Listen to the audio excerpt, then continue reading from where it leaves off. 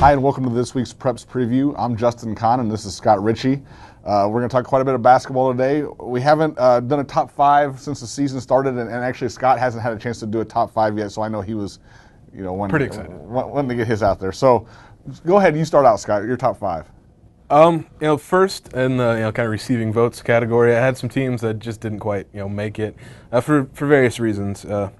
One, I haven't really seen anyone except for MacArthur this year and LSA. So basically going on what I remember from last year, teams like Arthur Lovington, Mount Zion, Saragordo Bement, Olney, and then T-Town did not make my top five, which I think is the first time I've done a basketball top five and T-Town's not been in it. But they lost to Olney, the Capital Classic. And I think they're still trying to find where they are with this team because they lost several really good seniors last year. But moving to number five, I have Nokomis. For a 1A school, did very well in Taylorville over Thanksgiving against pretty much 3A competition. So I think they might be well on their way to another state berth. 4 is Taylorville, who won their own tournament for the second straight year and is undefeated at this point. And it's almost kind of hard to believe we're going on now 2 years removed from a stretch where Taylorville won 4 games in 4 years. And I saw them several times in that stretch, and it's better that they're winning games instead of losing like they did. At 3, a team that has not played yet but is getting underway this week, it's St. Teresa, mainly on the strength of Christian Williams. I think if the Bulldogs just kind of let him go, they're going to have a lot of success this year, and they've got the pieces around him, and some pretty decent shooters, a couple other big guys, take some of the pressure off them in the post that they could have a decent year. 2 is MacArthur. I saw them in their loss to East St. Louis. And they didn't play that well, did not shoot the ball very well, especially around the basket. But I just still feel like they have the pieces in place to have a really good season. And Marcus Bartley did a lot of Marcus Bartley things in the game against East St. Louis that reminds you why he's going to St. Louis and why he's a Division I player. So he's gonna lead them. I hope, I think, I'm not sure, but possibly to a pretty good amount of wins this year. Number 1 for me is no doubt about it is Lincoln. They're 5-0. They beat a Cahokia team with 2 Division I players, a Centennial team with at least 2, a Danville team that also beat Cahokia with guy Denzel Smith who scored 40 in that game. He's only getting JUCO looks right now, which I don't really know his situation, but obviously he's a heck of a player. And then they beat Chicago, Harlan, and Morton, which I don't know anything about them. But that's 5 good wins for Lincoln. They have their own top players and guys like Max Cook, Gavin Block, Edward Bowlby. Had a couple pretty big games for them. I think he's a guy that goes unnoticed with some of their other players, but he can put up 20 pretty easily.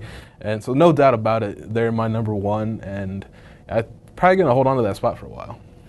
Scott, I struggled with exactly how I wanted to, what my thought process was in the top 5. I originally kind of went with the top 5 that was more, who I thought would beat who, and then I kind of decided to make it more who, rate them next to how they'll compete against their level of competition. So I went with that. So there's a couple of these that you're gonna maybe people will go, well, hey, they beat, they got beat by this person. I'm looking more down the road and just how I kind of pictured these teams against their level of competition. So I did want to put that qualifier out there. At number 5, I have Arthur Lovington. I think just against their level of competition in the LOVC, they're definitely a big favorite in that conference. Number 4, St. Teresa. Really like them. We'll talk about them a little bit more when we talk about the Macon County tournament, but I think they're poised for a big year in the OCAW. Number 3, I have Nokomis. They lost to Taylorville over at the Stovetop Stuffing Classic, but man, when they're in 1A and they're once they kind of get out of this crazy early part of their schedule where they play all these big teams, I just think they're a handful. They have size with Marcus Chauncey and Lucas Hamlin. They have a great backcourt with Austin Chauncey and Tyler Herbstreith. And I mean, they can just beat you in a lot of different ways. And man, Marcus Chauncey grew a lot from last time, from seeing him at state. He's a big boy and he's probably close to 6'6", 6'7", and he can really score down low. Has pretty nimble for his size too. So that's a really good team. Number 2, I went with Teutopolis at number 2. Even with the loss to Olney, I just kind of feel like they'll round into shape. And by the time we get to the postseason, they're going to be in good shape. So, I don't know. I had a top couple scribbled out here, as you could probably see on my notebook, where I went with T10 several, either not having them or at number 5. So, I was a little all over the place with my top 5s. But number 1, like you said, no question, is Lincoln. I don't care who their level of competition is right now. They're the best team. So, no doubt there. I like Taylorville. I did kind of want to put them in my list, but I think there's going to be times when they struggle in Central State 8. That's true. And MacArthur as well as another team I wanted to put in there. So, do want to talk a little bit more about MacArthur as far as the turkey tournament. We've all got to see a little bit, at least, of some turkey tournament action. I got to see MacArthur play Eisenhower. And really, I thought MacArthur going in would probably win that by more. I think Eisenhower they're better than I thought that they probably were. I also think that MacArthur's man-to-man defense is struggling right now, and I think that's a concern, though that's something you can fix. That's just one of those things where, as the season goes on, I just can't imagine that team playing bad man-to-man defense all year. I don't think that'll be a weakness going forward, though it was against Eisenhower. And one thing I liked about MacArthur was they had, even though it was against a really small team in Eisenhower, they had a nice post game with Deontay Merriweather and Jerome Adams also hitting the boards real nice inside. And they're not gonna go in against a 6'6", 6'5", mix of guys and all of a sudden dominate those guys. But I think they can hold their own, which is really all MacArthur needs with their guards. Yeah, I mean, MacArthur's post players are going to be undersized every single game, essentially. But they do work pretty hard in the post. Jerome Adams, I mean, he in the game against East St. Louis, he tipped off against Jeremiah Tillman from the Flyers, who's a 6'9" freshman. And it's just the picture, I actually took one on my phone, it kind of just shows what's going to be MacArthur's road all this year. But they're not afraid to be physical against guys that are bigger than them. Deontay Merriweather has played really well. I mean, getting more time, this year than he did last year. They bring Spencer Hines off the bench, another guy, who's not tall, but he's pretty big. I mean, he has, some strength, in his frame. And, then they trot out, a dozen guards, pretty much. And, they have a lot of different, skill sets with those guards. Some are just super quick, Jaquay Owens, Chantrez Spates. Marcus Bartley does a little bit of everything.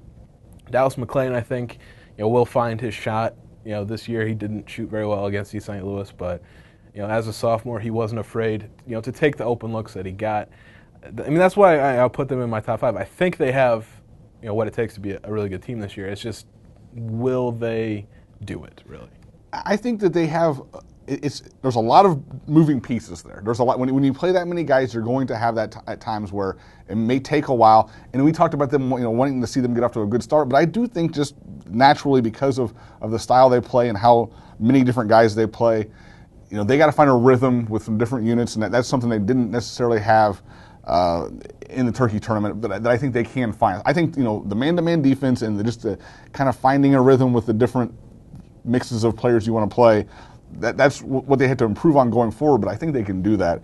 And I think the Big 12 isn't 6'9", 6'10". There's not they're going to be 6'6", 6'7", and I think they can compete with that with the guys they have inside. So, I like them going forward. Real quick on Eisenhower, they're better than I thought they would be. That senior trio of guards they have with Byron Brummel, Brandon Tucker, and Jabri Flournoy.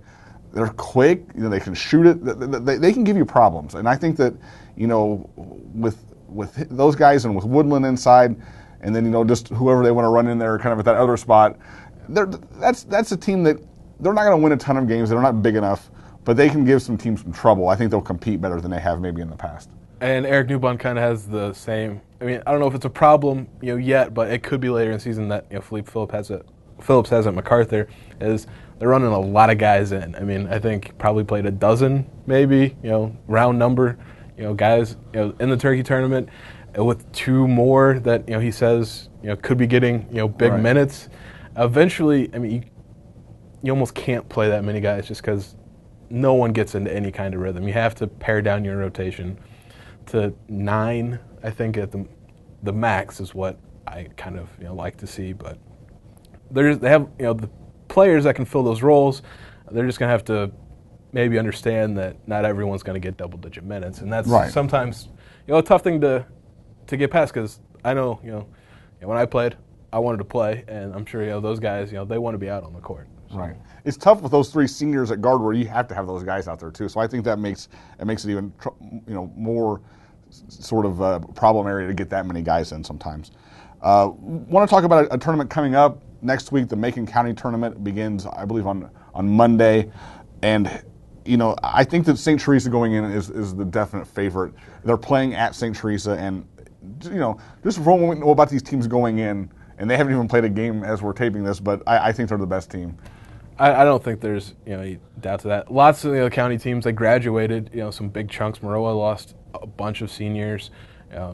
Meridian brings back 4 starters, but they lost Dylan Smith, who was a force in the post for them and gave them an inside look when the rest of the guys they bring back are all guards.